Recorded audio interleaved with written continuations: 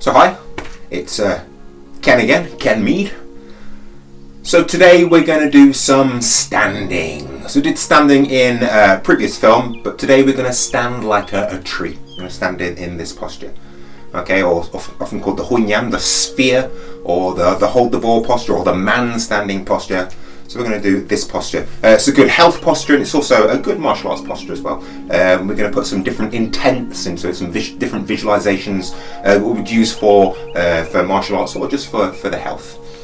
Okay, so we're standing. So as I said, we did some standing in previous films, so I won't go through this basic stand in great detail, but we make sure we have our head as if it is suspended from above, from the fontanelle area, the baihuai. Ears pulled back, chin tucked in, jaw parallel to the floor, lifting, feeling with the head. For the moment, arms relaxed down by your side. Keep that small gap underneath each armpit. Relax your arms, sink the chest, round the back, sink the ribs to fill the lower back. Pelvic area is tilted forwards, feels like it's hanging down from that suspension from above. Your feet want to be about the same distance as your hips or your shoulders, but I like to have my feet parallel to each other. Some people like to turn them out ever so slightly. It's a personal preference, or I've got mine turned out a little bit here. Okay, I've been working on, for the past year or so, this 70% of the weight going down through the rear of the feet, 30% through the front of the feet. So the weight drops down through the Yang Chen points, the bubbling well points in the center of the feet, the kidney point number 1, Yang Chen points. A 70-30 weight distribution. In the previous film I've talked about the triangles in the feet, so you can go back to that one and if you want more detailed explanation of the triangles in the feet. Soften the insteps, the bone, the tissue above the arch of the feet. Imagine these are as soft as cotton wool. So we're just standing. Take a few breaths. Just feel the body settling down into this posture. Settling down. Tongue, roof, mouth, lips and teeth lightly together. Sink. And breathing in, just bring your arms up into this embrace posture. So fingers point towards each other, palms face towards the chest. Your fingers can be as wide as your shoulders, no wider than that. Fingers as wide as your shoulders, no wider than that, but they can be close together. Hands about a handspan and a half to 2 times the handspan, the palms away from the chest, but they can be further away and they can be closer. Thumbs pointing up, little fingers pointing more down, the rest of the fingers pointing in towards each other. We're just standing. Make sure you're not lifting your shoulders up here. Shoulders are nice and relaxed. Just standing. This is standing like a tree, like an unmoving tree in the wind, or stake standing like an unmoving post in the wind. So in the tree standing, you can imagine you have the deep roots growing down through the center of the feet, deep down into the ground. You can imagine your legs, your torso, at the trunk of a tree, your arms, hands, and head are the branches, leaves, and foliage of a tree. You're just standing. Maybe you've been standing there for 100 years. You could stand for 100 years more. Okay, so your shoulders are probably going to start to ache here, probably, especially if you have never done this sort of training before. This it's one of the major in a martial art called Yichuan or Yichuan, intent fist or intent boxing. Their primary training tool is standing, stake standing. But if you've never done this before, you'll probably be using far too much effort. You will start to tire very, very quickly. But it is experiential. By going through that, using too much effort, you learn how to let go of unnecessary tension. Your body starts to fall into a tensegrity, the whole body connectedness, using the elasticity of the connective tissue rather than just tensing your muscles against your bones to give you this, to hold you up here. Let go of unnecessary effort.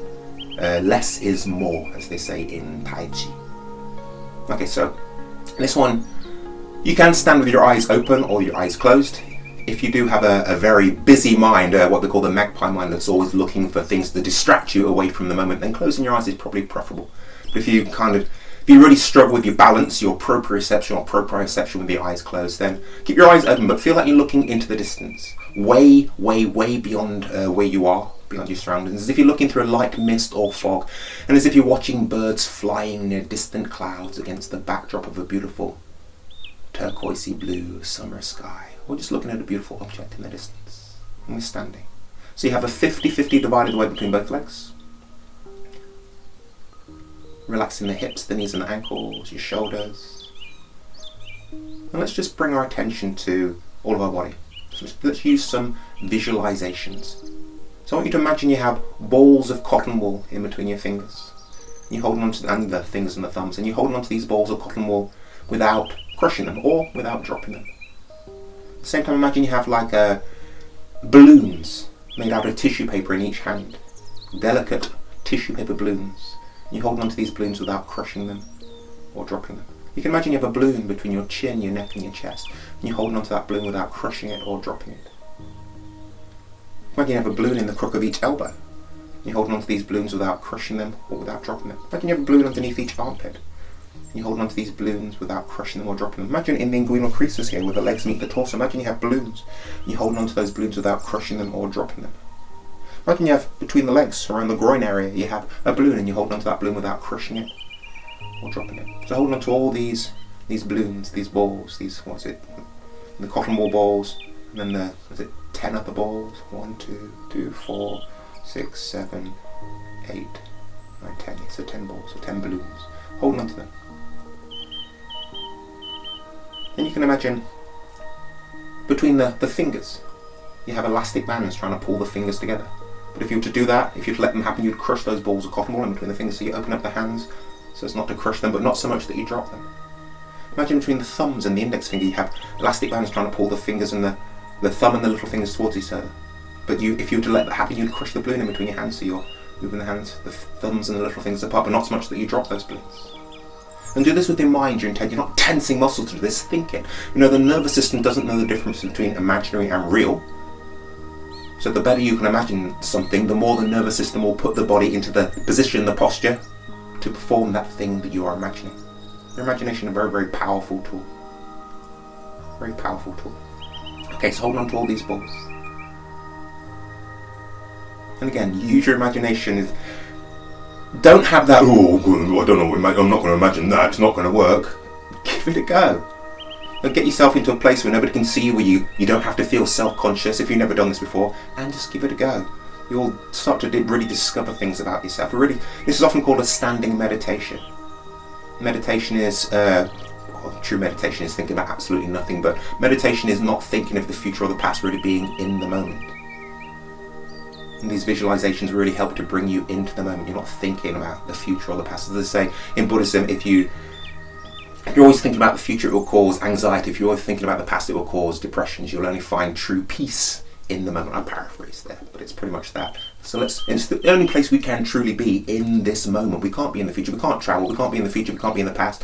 We can only ever be in this moment. So truly bring yourself into this moment. So really follow these visualizations to help to keep you in the moment. So imagine you're holding on to all these balls, these balloons.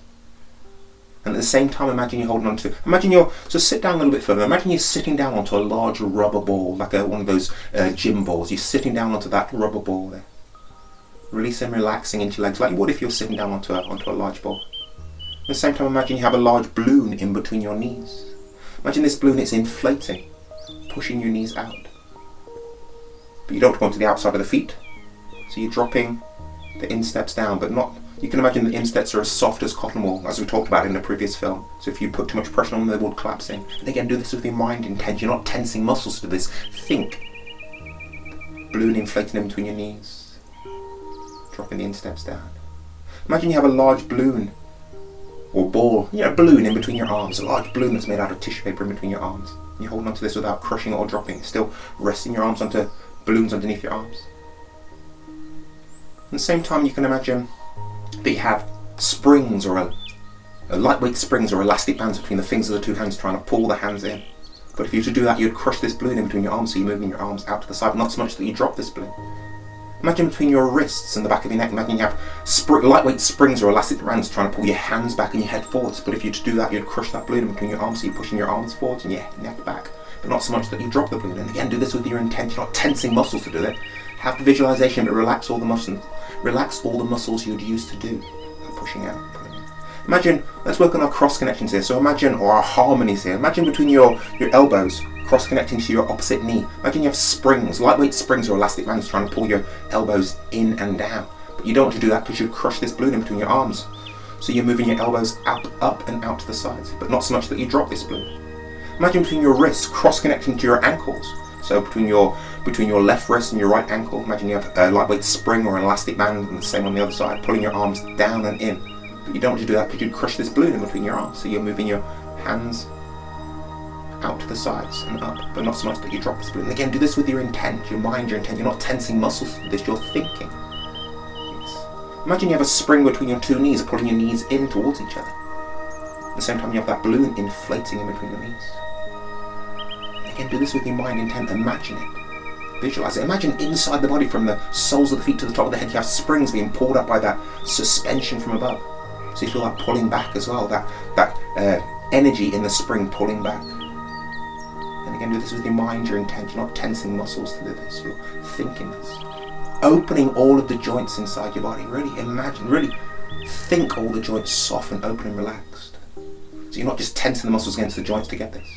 Put your mind, you don't have to do this, but put the mind into this area about 3 fingers below the belly button and in the center of the body. Let your awareness resonate out from your center. So there are all these expansions and contractions. Expanding and contracting in all directions. And you really start to feel like you are that balloon. You are a balloon, expanding in all directions and contracting back. Balloons. You inflate a balloon, you blow your air into a balloon. The balloon can't escape, so the air pressure increases and the balloon expands. But at the same time, you have the rubber of the balloon contracting back. Have that in your body. Feel expanding in all directions. And this is not tensing, it's expanding and contracting at the same time. So you are like a balloon. This is the Hunyuan, the sphere. You're expanding in all directions. Forwards, backwards, left, right, up and down. Expanding. Relax the muscles as much as you can and really feel the tensegrity of the connective tissue, the myofascia against your bones. Just standing. So trying to let go of that gross muscular effort. So again, we're not standing like this. We're trying to let go of that and feel, as I said, the elasticity of the connective tissue against the bones, making those bows. Feel yourself expanding and contracting. So this is more of a health posture than a martial posture, but you can put different intents in this one to use it for martial arts. You can work on the Cheng-Li, the 6 directions. And we'll do that in films that we do in the future. I do a lot of standing. I have done, it's my first instructor. I've been doing Tai Chi for I'm into my 3rd decade of doing Tai Chi now. My first instructor always started with standing, so I've always practiced standing best. And all my students, they practice standing. Mostly this posture, the 9 standing posture. And it's not about endurance. I do practice it for lengthy periods of time, but it's not about endurance. If you've never done this before, don't kind of get to a point where you are just tensing up and your mind is tensing, you're getting really, really stressed and you're not getting anything out and nothing meditative, you're not training the whole body. Then just lower your arms down and kind of practice it again the next day. You don't want to build up that kind of resistance in the mind. You're doing, I don't like this. Kind of do it for as long as you can. And gradually build up. It's really good for your health, really good for the health of the body, really good for the health of the mind. And it is, again, experiential. If you've never done this before, it's like, I'm not supposed to get anything out of that. It's boring. You need to get past that part of the mind that judges it of being good or bad. It just is. And then over time, kind of after practicing it over a period of time, you'll start to notice changes in your structure, your balance, the relaxation of your body, the connectedness of your body, and the kind of the relaxation and the focus of the mind as well. It's really, really good training. It's hard, probably one of the hardest things that you can practice, especially if you do have a very busy body and a very busy mind. You find this really, really hard, but you'll find it very, very beneficial. Just take a breath in, breathing out, lower your arms down.